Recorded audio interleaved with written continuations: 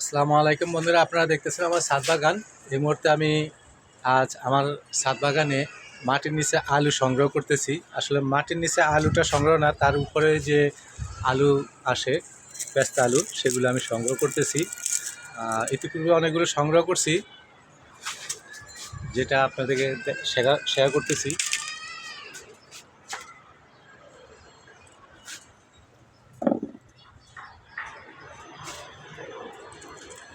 সূর্যের আলো তো চোখ মেলতে পারছি না, সরাসরি সূর্যের আলো চোখে পড়তেছে।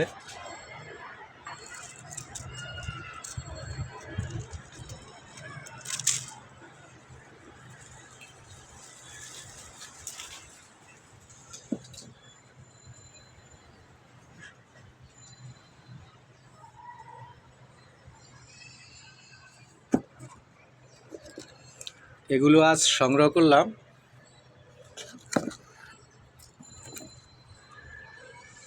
এখানে মোটামুটি 1 কেজির উপরে হবে। তো এগুলো আজ সংগ্রহ করলাম এইমাত্র। ভালো লাগে আসলে, ঢাকা শহরে এই ধরনের আলু দেখা যায় না, অনেকে চিনিই না এটা কি আলু। তো আমার বাগানে আছে, আমি চেষ্টা করি প্রতি বছরে সংগ্রহ করার জন্য। প্রায় 12-13 বছর হয়েছে আমার এই ছাদ বাগান। তো আমি প্রতি বছর এগুলো সংগ্রহ করি। তো এই বছর মাটির নিচে যে আলুগুলো, সেটা আমি সংগ্রহ করব না, আমি আগামী বছর সংগ্রহ করব। তো উপরের আলুগুলো আমি সংগ্রহ করলাম। আর এগুলো খেতে খুব সুস্বাদু। এগুলো দিয়ে আমরা ভর্তাও খেতে পারি, রান্না করেও খেতে পারি, আবার এমনি সিদ্ধ করেও খেতে পারি। তো এগুলো খুব সুস্বাদু। যারা আসলে খায় চিনে, তারা এগুলো খুব করে পছন্দ করে। তো আসলে অনেকে চিনে না, তো এই কারণে অনেকে এগুলো তেমন একটা পছন্দ না, কিন্তু আমার অনেক পছন্দ। আমি যে কয়টা হয়েছে এই কয়টা দিয়ে তরকারি রান্না করব, এবং যদি সম্ভব হয় কিছুটা ভর্তা বানাবো। তা আপনাদের যদি কারো এই আলুর বীজ লাগে, আমার সাথে যোগাযোগ করতে পারবেন, আমি এমনি দেব ফ্রি।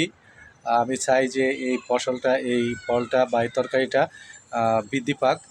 যদি আপনাদের কারো লাগে বীজ যে রোপণ করার জন্য, আমার সাথে যোগাযোগ করতে পারেন। আমি অবশ্যই বেশি না পারি 2-1টা করে দিব।